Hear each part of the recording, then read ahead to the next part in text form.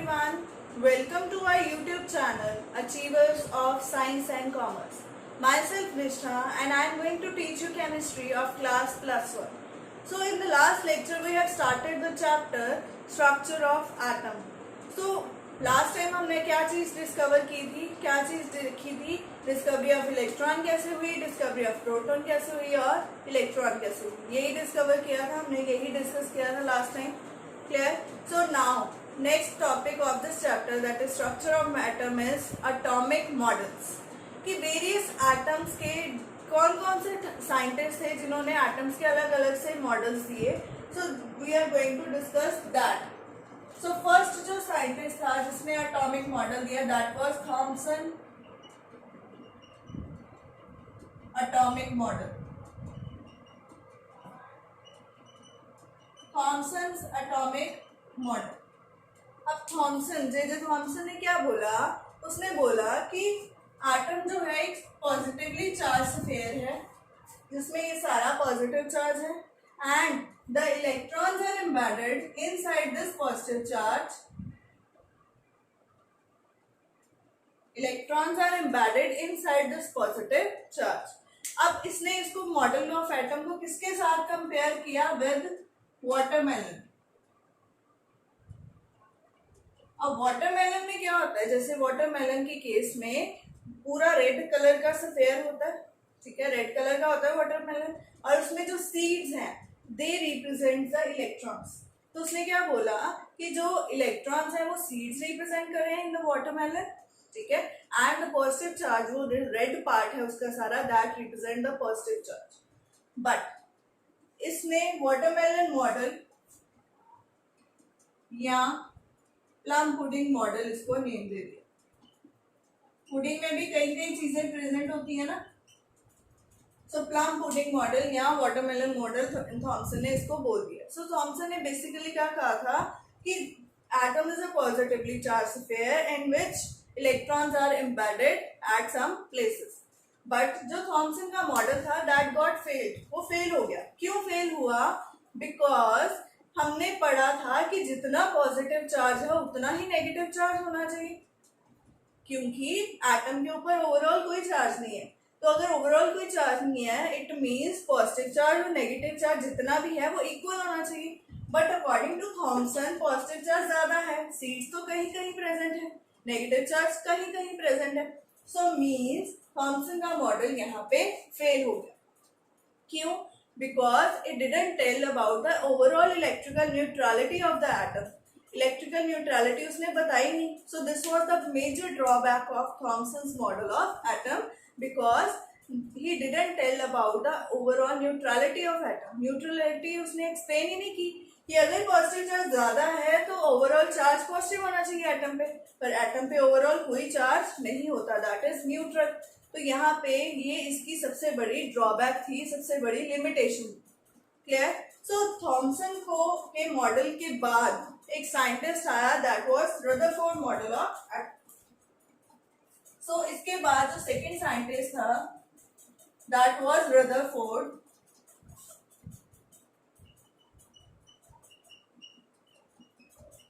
Rutherford ने अपना atomic model दिया. अब रदरफोर्ड ने अपना मॉडल कैसे दिया? उसने एक्सपेरिमेंट किया एक दैट वाज कॉल्ड अल्फा रे स्कैटरिंग एक्सपेरिमेंट.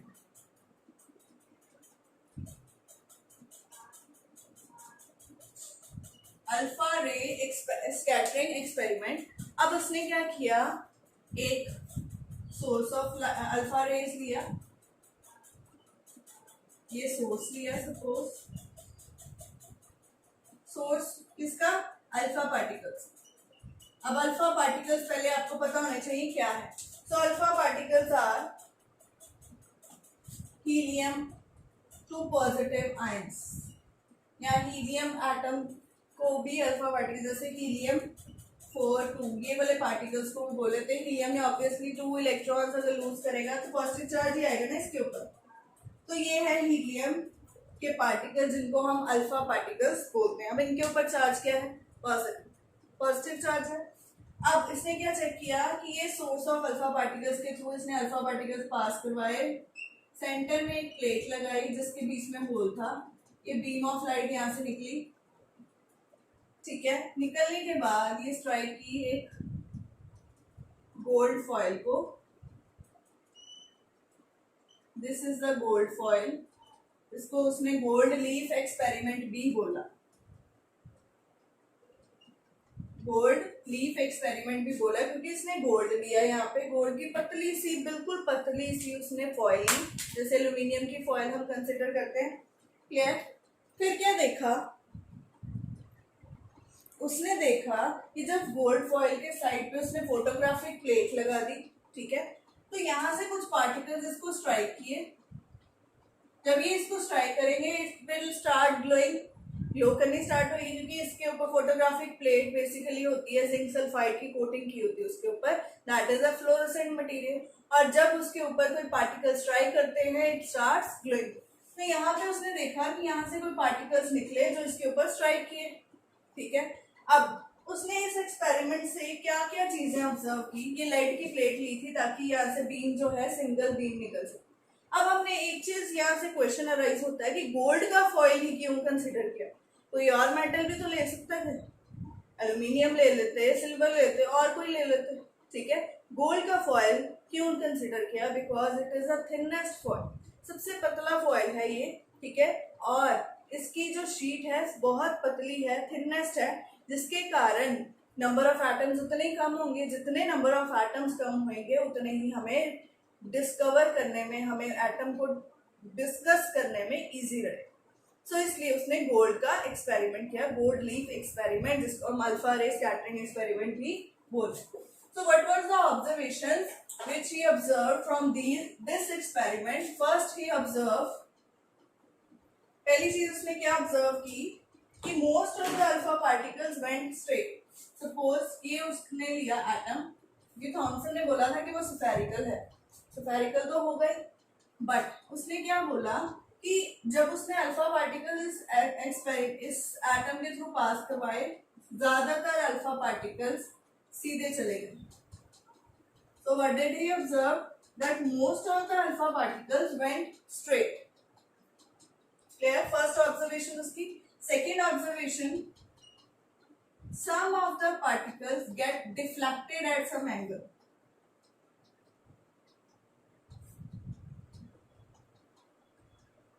अब ये डिफ्लेक्शन क्यों हो रही है? डिफ्लेक्शन इसलिए हो रही है क्योंकि अल्फा पार्टिकल्स के ऊपर क्या चार्ज है, पॉजिटिव चार्ज। इट मीन्स यहाँ पे कहीं ना कहीं कोई पॉजिटिव चार्ज है जो इसको दूर रिपेल कर रहा है, रिपेल करेगा तो ये डिफ्लेक्ट होंगी, ठीक है, कुछ एंगल पे, बट काफी हद तक जो सीधी जा रही है, it means the atom is empty, काफी स्पेस एम्प्टी है इसके अंदर। तो दो चीजें ये ऑब्जर्व की। तीसरी चीज, out of 20,000 he observed only one alpha particle came back. ये क्या, ये वापस आ गया 180 डिग्री का एंगल बनाते हुए। So out of 20,000 particles, alpha particles, only one particle bounced back at 180 degree angle. So ये तीन चीजें उसने ऑब्जर्व। अब इसका मतलब, अब यहाँ से क्या क्या चीजें कंक्लूड होती है। पहला पॉइंट उसने ऑब्जर्व किया था, most of the alpha particles went straight without deflection. It means first conclusion is most of the space in the atom is empty, खाली है ज्यादा स्पेस, अभी वो सीधे निकल गए। दूसरी चीज, some are deflected at some angle. It means centre में कोई पॉजिटिव चार्ज पार्टिकल है जिसके कारण कुछ डिफ्लेक्शन हो रही है, जब वो उसके पास आएंगे पार्टिकल्स तभी वो दूर जाएंगे ना, तभी वो डिफ्लेक्ट होंगे किसी एंगल पे। तो यहाँ से क्लियर हो गया कि सेंटर में कोई चीज प्रेजेंट है, कोई न्यूक्लियस प्रेजेंट है जिसमें पॉजिटिव चार्ज है, ठीक है। अब वो पॉजिटिव चार्ज तो है, बट उसने कहा था ज्यादातर सीधी निकल गई। सो जो न्यूक्लियस का साइज है that is very small as compare to the size of atom. क्यों? क्योंकि ज्यादातर सीधी निकल रही है, इट मीन्स एटम का साइज बड़ा है, एम्प्टी स्पेस है उसमें, बट न्यूक्लियस का size is very small as compare to the size of atom, क्योंकि उसमें खाली स्पेस है काफी। तो ये चीज यहाँ से क्लियर हुई। थर्ड चीज उसने देखा था कि 20,000 पार्टिकल्स में से एक पार्टिकल वापस आ गया 180 डिग्री एंगल। इससे क्या चीज कंक्लूड होती है कि जो पार्टिकल इस न्यूक्लियस के सेंटर में स्ट्राइक किया होगा वही वापस आया होगा, क्योंकि पॉजिटिव बहुत ज्यादा है यहाँ पे, जब बहुत ज्यादा है उसने रिपेल कर देना, और रिपेल ऐसे करना है कि वो बाउंस बैक होगा। क्लियर? सो ये 3 चीजें उसने ऑब्जर्व की। तो यहाँ से क्या क्या कंक्लूजन निकली? He observed, he said that in an atom it is a positive charge sphere, the protons are present inside the nucleus, that is the center part, and that volume of the center part is very small as compared to the radius of that atom, कि atom का radius जो है इस nucleus के radius से बहुत ज्यादा है। क्लियर? सो एक चीज ये, और क्या ऑब्जर्व किया उसने कि जो इलेक्ट्रॉन्स है वो बाहर है, वो कहीं भी बाहर घूम रहे हैं, और जो सेंटर है उसमें सिर्फ पॉजिटिव चार्ज प्रेजेंट है। सो this was the Rutherford gold leaf experiment, that is due to the alpha ray scattering experiment। अब इसने बोला कि बाहर जो ये सर्कुलर पाथ्स हैं इसको क्या बोला? ऑर्बिट्स। और जो इलेक्ट्रॉन्स है, इलेक्ट्रॉन्स इन ऑर्बिट्स के अराउंड घूम रहे हैं। किसके अराउंड? न्यूक्लियस के अराउंड। प्रोटॉन्स अंदर हैं, प्रोटॉन्स और न्यूट्रॉन्स अंदर हैं, इसके अंदर, न्यूक्लियस के अंदर, और जो इलेक्ट्रॉन्स हैं they are revolving around the nucleus in the fixed paths, circular paths that are called orbits. And third चीज क्या उसने पोस्टुलेट दिया कि इलेक्ट्रॉन्स और प्रोटॉन्स जो हैं इनके आपस में, इलेक्ट्रॉन्स तो यहाँ घूम रहे हैं ना, इनके आपस में कोई फोर्स ऑफ अट्रैक्शन है, that is called electrostatic force of attraction. तो यहाँ इलेक्ट्रॉन्स ये रिवॉल्व कर रहे हैं बाहर, तो ये इनके साथ, इन प्रोटॉन्स के साथ कौन सी इंटरेक्शन शो करेंगे? Electrostatic force of attraction. So this was all about Rutherford model of atom. So अब हम डिस्कस करते हैं इसकी ड्रॉबैक्स। अब ड्रॉबैक्स क्या है इसकी? So drawbacks of Rutherford model of atom is,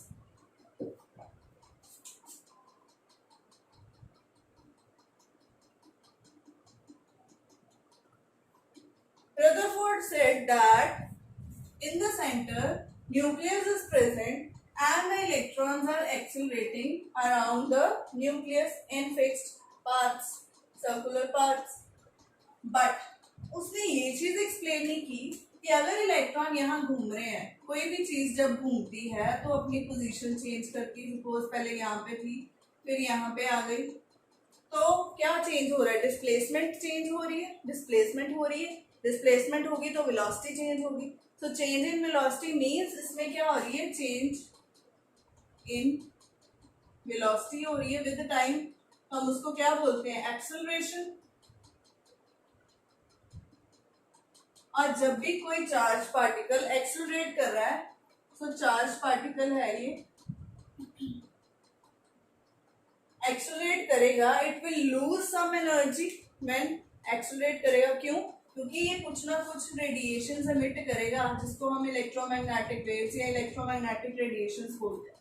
ये हमने फर्दर डिस्कस करना। बट हमें इतना जनरली भी हमने देखा हुआ है, सपोज हम कोई टॉय लेके उसको गोल घुमाते हैं, ठीक है, वो घूमता रहेगा, धीरे धीरे स्लो होगा और एट ए टाइम वो धीरे धीरे बंद हो जाएगा। सो क्या होगा? इलेक्ट्रॉन भी धीरे धीरे एनर्जी लूज करते करते वो एट लास्ट न्यूक्लियस में चले जाना चाहिए।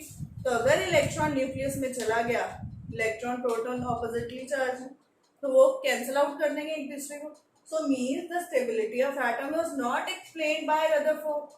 So this was the biggest drawback of Rutherford model of atom, that he didn't explain the stability of the atom, because a charged particle जब क्या करेगा? एक्सेलरेट करेगा, it will lose energy lose करेगा, it will definitely fall into the nucleus, and the stability of atom was not explained. So this was the drawback of Rutherford model of atom. अब ये drawback को further scientist ने क्या किया था? Improve किया था, दैट वाज बोहर। अब बोहर का मॉडल आया था इसके बाद। अब बोहर करने से पहले हम कुछ टर्म्स क्लियर करेंगे, कुछ एटम की टर्म्स जो यहाँ से यहाँ तक के मॉडल से क्लियर हुई। कौन कौन सी? First is atomic number.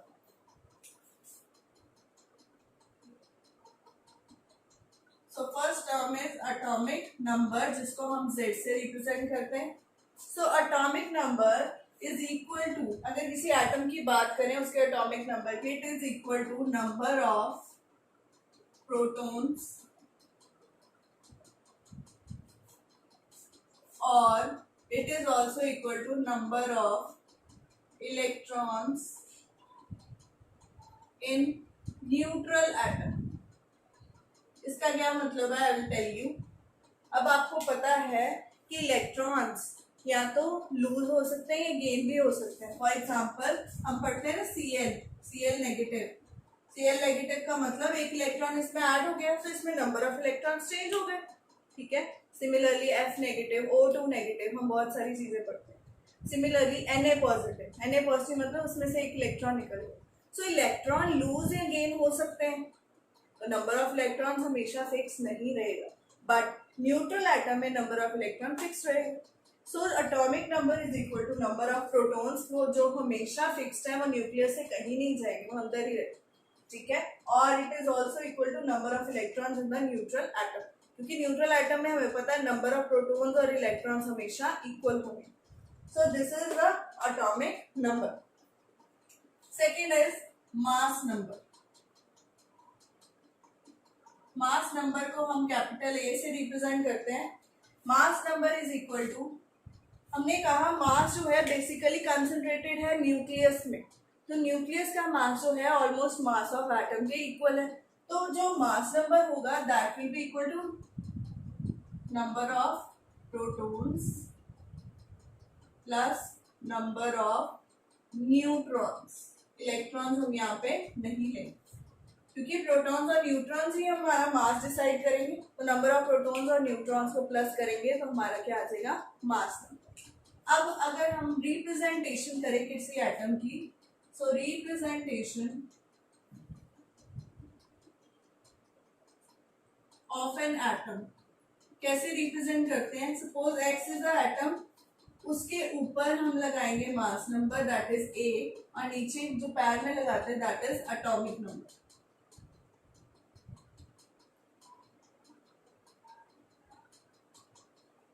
तो दिस इज द एलिमेंट, कोई भी एलिमेंट लिया.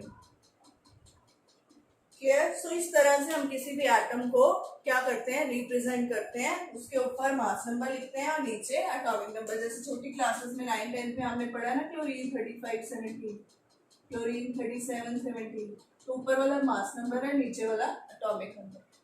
सो this is the 3 terms that is atomic number, mass number and representation of atom.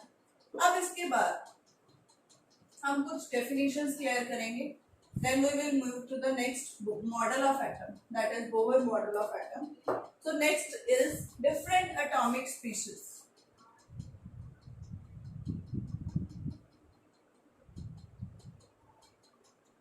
Different atomic species में पहली चीज आ जानी है आइसोटॉप्स. आइसोटॉप्स, आइसो का मतलब है सेम, इसमें कोई ना कोई चीज सेम होगी. अब आइसोटॉप्स आपने 9th स्टैंडर्ड में भी पढ़े हैं, that the substances of the same element having different mass number but the same atomic number that are called isotopes. For example, chlorine है, अभी मैंने डिस्कस किया 35 37 70.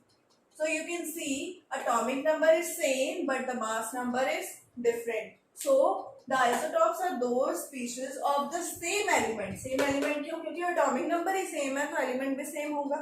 तो same element having same atomic number but different mass number, these are called isotopes. Hydrogen के भी 3 isotopes हैं, 1h1 2h1 3h1. Carbon के 12 14, ये भी है 13 भी है, नाइट्रोजन का भी इस तरह से. So these all are the isotopes of the same element. Clear? So next है हमारा isobars. So second thing is, second atomic species which we are going to discuss is isobars. Isobars are having same mass number but different atomic numbers. For example, carbon की बात कर लेते हैं, 14 isotope है, nitrogen का भी 14 मास है, इसका एटॉमिक नंबर डिफरेंट है. So you can see isobars are those species of different elements हो गए, which are having same mass number but different atomic number. इनके atomic number different होंगे but mass will be same. So ये आ गया isobars. Third है isotones. Isotones means same number of neutrons. Same number of neutrons आएंगे. जैसे for example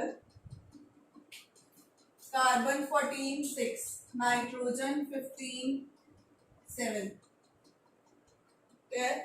या oxygen 16 8. इन सबको अगर देखें, चेक करें तो नंबर ऑफ न्यूट्रॉन्स किसके इक्वल है? नंबर ऑफ न्यूट्रॉन्स कैसे निकाल सकते हैं हम? Mass number minus atomic number, because mass number जो है इसके इक्वल है number of neutron plus number of proton. Proton atomic number के इक्वल है ना, तो अगर हम इन दोनों को माइनस करें तो हमारे पास नंबर ऑफ न्यूट्रॉन आ जाएंगे. 14 माइनस 6 8, इसमें भी 8, इसमें भी 8. तो number of neutrons are same. जिस केस में सेम होंगे उसको हम क्या बोलेंगे? Isotones. And the last species is isoelectronic species.